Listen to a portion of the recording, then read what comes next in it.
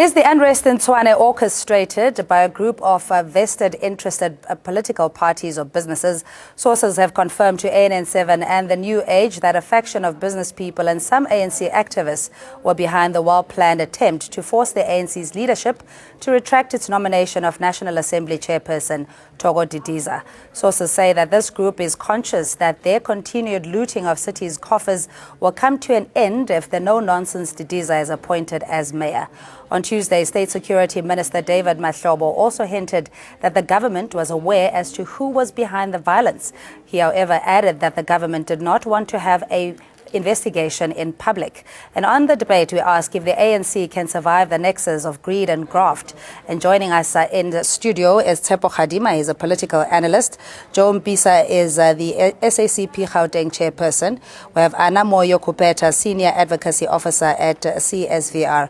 To all of you, thanks so much for joining us. And of course, you at home, our most important panelist, you can give us a call on 011-542-2186. And we'll just start with you, Anna, looking at the level of violence that we've seen in recent years, primarily around the electioneering period. Is this an indication of the vibrancy of or rather the competitive nature of elections, or has it gone completely fatal and violent? What we see definitely is violence that is spilling over other sectors of society. We've seen violence along the lines of service delivery. We are now seeing violence along political lines as well. So this really speaks to a deeper problem, a deep-seated problem that we are facing in South Africa, a problem that would actually require us going beyond beyond the manifestations of violence, dealing with what is causing violence in South Africa. All right, but now with the latest revelations that there have been confirmations, reliable sources saying that this is from the ANC officials who stand to lose lucrative deals should Sputla Ramokgopa not be reinstated as mayor for another term. Joe, what does this then talk about in terms of the caliber of leaders and members that the ANC has attracted? Look, I think in a process, and thanks for the opportunities, and I think the main thing that we're seeing now around Tshwane is around the issue of us having appointed Mayor Togo Didiza as the mayoral candidate for Tshwane, and that has sparked a lot of challenges for the movement. We as the Communist Party had to intervene in a process to say, what is this? This has never happened before, and we are a bit worried now that seemingly the movement has been infiltrated by a lot of people who actually do not even understand the ANC, because it is the ANC that decide who should become a mayor, who should become the president, who should become MPs and MPLs, even councillors themselves. So we are worried about the caliber of members that are in the movement today. But we see that not only ANC members are involved now. Thugs have also joined the wagon of causing chaos around the township, particularly in Tshwane Township. I was there since yesterday, and the things we saw there, it's quite shocking. And I can say that, yes, there are a number of members and leaders of the ANC, the Communist Party, Sanko and Kosatu, but there's also more members as well of the community. Tshepo, are you shocked at the level of violence that we've seen? Because there had been murmurings and bubbling under for almost a year in the contestation of who will serve another term. We've seen it happening in KwaZulu and Northwest, etc. That perhaps the party should have been better prepared and siphoning through the rotten apples, as it were. Shocked, absolutely. This should be exceedingly worried on for every South African that we can see this level of violence, because it marks the return of the pre-dawn of democracy, where we saw not only destruction of property, economic property, but also loss of life. So certainly I think everybody should be worried. This is not just a Tshwane matter, but it's actually a matter of national importance. The other question that is being asked is that, well, is this orchestrated? And most certainly it has been orchestrated, because you can clearly see that there has been a move from one place to the next, and it would appear that the people that went on this rampant looting, the mayhem, certainly has been under some sort of a command structure. So what one can hope for is that with the arrests that have been made in the last few days, there will be a lot more information. The investigators will unearth a lot more information, including confirming if indeed there is a conspiracy, including based on what has been reported in the press that it appears that there's some group of people who met in some place to plan what we have seen now eventuating. All right, let's take a caller, Anonymous in Tshwane. Hello, and thanks for calling. What's your view? Hey, how are you? I'm well, thanks for asking. What's your view? I'm so very disappointed of what is happening now. My problem is, hello? Listening. My problem is, if we have a problem in Tshwane of people being jealous, being after the mayor so badly that they will cause and lie about his name. We've got people who were after him from the beginning, gunning for his position. That is why you see all these SMSs going around saying this and that. These are all lies. These are all that was orchestrated at a certain place, people sitting and gunning for the mayor. Anonymous, are you familiar with the people that you're referring to in terms of their identity? Although you may not necessarily disclose, but are these people indeed ANC members, if you know, according to your knowledge? And what is it that they stand to lose? These are ANC members. Hello? Listening. These are ANC members who are gunning for the mayor's position. We have a boy who was after the mayor. He was gunning for his position. He refused. He let what do you call it? He was offered a job, but then he was after the mayor's position as a mayor. Now he's Anonymous, after him. Thank you so much for sharing. You at home are most welcome to give us a call. Let's invite now Sizagele Nkosi Malobane. She's the MEC for the Gauteng Province Community Safety. Sizagele, thanks so much for your time. Just the involvement and the magnitude of the violence we've seen in Tshwane, it also suggests that there are willing participants that will engage in unlawful activity at a price. How do you even curb this kind of event from happening? Okay, I actually come in from the security point of view. We managed as security forces in Gauteng as well in nationally to mobilize enough security personnel that will protect property as well as making sure that we don't lose lives. And unfortunately, so far we've lost about two people. We've also experienced a situation where foreign nationals' shops have been vandalized and looted.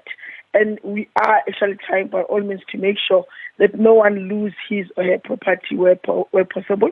And so far what I can say to you, we have managed to put the situation under control. As I was speaking to you, most of the townships that started a day before yesterday with violence, like Orchestration and others, there is calm. By 4 o'clock today, the sanity actually, normality actually, it is now normal. And I hope that those areas that began late this afternoon to start attacking shops and as well as burning tires in the streets, we will make sure that by 12 o'clock tonight, none of those activities will be taking place, and tomorrow people will start living their normal lives. Let's just get Togo from the Center of the Study of Violence and Reconciliation to look at the propensity of people wanting to latch on to any form of unrest or disruption. What does that say about those that are participating in this particular act? This really speaks once again to some of the what I'll call accelerators of violence. What is it in our society that makes community members easily incited and easy to be seen as easy targets to engage in these activities? So there are really deeper issues that we need to address, issues of structural issues, systemic issues, issues of inequality, issues that really some of them are even part of the legacy of apartheid, where we actually have communities that still feel marginalized, that feel excluded, that feel that they are still yet to be in the mainstream of the processes that are happening. So these people then become easy to be incited they become easily incited to even participate in such chaos as well. So we really need to also address some of the root causes of violence in our country. Yeah, but I mean, if you've got vested interest in a particular position because it will give you the prominence that you want in a party, a bit of control, you'd be able to sign deals, etc. It cannot happen at the cost of lives and the cost of disruption and destruction of property, Joe, because I mean, cutting corners and wanting to short-circuit the system is just absolutely wrong. Do you think the message from the leadership has been strong and adequate enough? I think the ANC-led alliance has been strong in communicating the message to all of our structures, particularly to those who understand that the ANC is not an employment agent. Because what we see now, people are banking on the positions that we who are elected can provide them with jobs. That is not true. It's not right. If that happens, it is a problem. You can see in a situation in Tshwane, the one thing that pushes a lot of people have been told that if Sputla is not a nominated candidate as a mayor, therefore their jobs are going to be lost. That's not true. Those who are employed by the state, are not employed by an individual. And propaganda that has been sent out, it is a wrong propaganda and it has to be corrected. And I can say that as the leadership, we have communicated very well to our people. They must stop this violence. They must know that ANC deploys its own cadres at its own time. All right, let's take Nati in Togoza. Thanks for your call, Nati. What's your view or question? Hi, Nati. Okay, please switch off your TV set. We'll come back to you. But there is a fight here, which is a hierarchy of positions in a sense, because come 2017, there's the party conference. 2019 is end of term for the Jacob Zuma administration, or himself as a president of the country. So is it fair to say then that people are plotting already, positioning themselves for whatever vacancy may come up, that they are eyeing as well? Look, that certainly is there, that there are people who are already thinking. And I think this is the biggest challenge that the ANC has, that you move from one general conference to the next, from one provincial conference to the next, that immediately after the elections, you have elements within the same party that are already looking at the next conference, elective conference, on how to position themselves to be able to unseat the other. And it's something that I think the ANC has to deal very seriously with. Why? Because the ANC, whether people like it or not, it is an important political structure in the lives of many in this country. So that is something that they have to deal with. But when one looks at what is happening in Tshwane, as I believe it represents maybe a larger problem that we hope will not extend beyond Tshwane. But that simply is that we have this thinking that mayorship is a birthright. And I think a leadership edge would be for the current incumbent, Hosien Soramokgopa, together with his regional executive, to come out and say, not in our name. Once they can do that, I think by and large, because you have a lot of people that we've seen on, as ANN7, you covered the events on the ground, that people are voicing out that, well, if we do not have him, well, there will be no voting. He actually needs to be speaking out a lot more to say, not in my name. But also, the law enforcement agencies and the South African police, I cannot overemphasize that. They really need to, because this is not politics and this is criminality. Unless they demonstrate and take a strong hand against this mayhem and anarchy, we as a country are going to be poorer. Nati is back with us. Hello, Nati. Yes, ma'am. Hi, yes, we're listening. Yeah, I wanted the man for the SACP.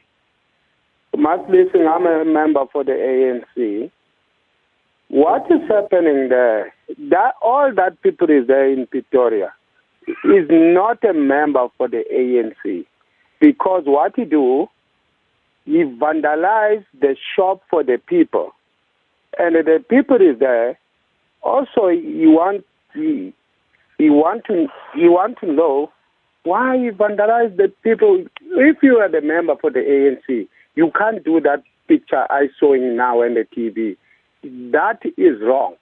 All right, thanks. I want to tell you that is wrong. We really appreciate your call, Nati, calling us from Togoza, and Sizagele Nkosi Malubane, MEC for Community Safety in Gauteng Province. Just in the strong message being sent through that no criminality or violence and anarchy will be tolerated as a country, do you think that criminals or perpetrators are given leniency? What rate of conviction do we have, for example, for destruction of property? So far, we've arrested more than 30 people, and some of them will be appearing in court tomorrow and Friday. And we will make sure that we oppose bail as the police, but also we'll make sure that they'll have to apply for the 7 days bail. Some of them will have to return to court, remanded in custody, and return to court next week. And I think that will serve as a deterrent to also, as well as an indication that we are serious about making sure that people who engage in destructive activities in our communities will actually be dealt with harshly. But what we're also requesting is that parents must make sure that their children must not participate in these activities. Hence, we even requested that no child should be allowed not to go to school in order for them to be locked behind school gates and be protected there by the police as well as the Department of Education officials. It's a plea that we are making that if they are out of school and the parents are at work, they can be easily abused by criminal elements. So we want them at school because that is an area where we believe that they are safe and actually can also be protected by the security officials. Anna, you were saying in terms of violence, and I mean, Tsepo echoed this, that there is a sense of despondency or entitlement, that it's our time to eat, as it were, and that, you know, black people need to be included in the greater economic participation. But this is not the way to go. So how do we deal with that criminal expectation that things are coming to you easy? All you have to do is form this faction and follow their command.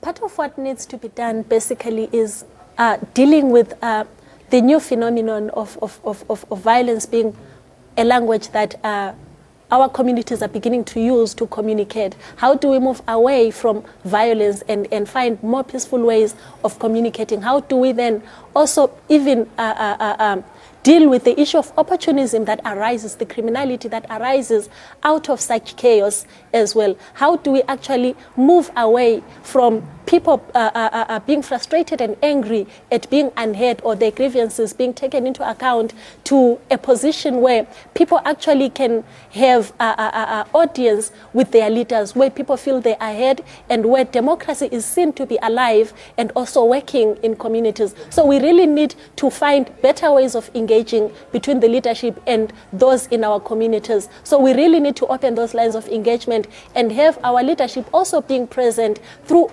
all processes that are taking place in the community, and also informing once again the communities on some of the specific resolutions, specific decisions that are taken at the highest level, so that even communities know, so that there is no breakdown of communication between the two.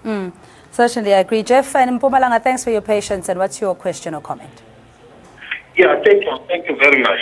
The short part of it that I would like to say, one, I'm worried about what is happening on TV when ANC waged war against ANC. It's not true and it's not correct. Secondly, I'll touch on the distractors. People are busy distracting. When you join the ANC, we declare. And people have to understand that declaration. To that effect, I don't really believe these are ANC members. But remember, when there is confusion, opportunists, they take advantage. Let's wait for tomorrow when people they go to court. You will see and establish who are the people who are behind this. Thank you very much. All right, Jeff, thanks so much. But there seems to be a protection of what it means to be an ANC member vis-a-vis an ANC supporter, because not all voters may be members of the ANC, and those supporters have the right to expressed their frustration, albeit not in a violent manner. But we do know that they are supporters of the ANC who are not completely 100% satisfied with the party. So the more we deny what is happening, whether it's in the name of the ANC fairly or insinuated, the nuances are that these are part ANC members or orchestrating, parading as ANC members. That's not the point. The point is we need to deal with this level of violence. Perhaps maybe I may just come in just before Tshwane comes in. I think the issue is I'm on the ground. As the Communist Party, we had a special PWC yesterday, and I'm leading a task team in Tshwane as we speak. We're on the ground and we know what is happening. Yes, a lot of thuggery is happening now, not only by members of the ANC, but there are some of our own members that are doing that. And the leadership is going to get the report, and we have to deal with this thing. We can't deny when people think that for you to be known as a good leader or a bad leader, you must get involved in anarchy. We can't accept that. That's a lumpen and backward thinking. I think what we need to do, we must accept as leadership to say, yes, there are these individuals. Those that are arrested, they must be punished. And we have the names of those who are leading from behind. The community and the members have told us this person is leading this thing. And very senior comrades within our own ranks, within the party, within the alliance as well. And those people, we are going to make sure that they have been dealt with accordingly, because they are bringing the name of the African National Congress and the alliance into disrepute. And we can't accept that. Now, this whole thing has been hijacked by those that are involved in criminal activities. Obviously, we have to take responsibility as leadership. However, we must make sure that the law enforcement agencies arrest those people who are going to give them the information. We don't care, without fear or favor. Every person, whether it's a leader or not a leader, must be arrested.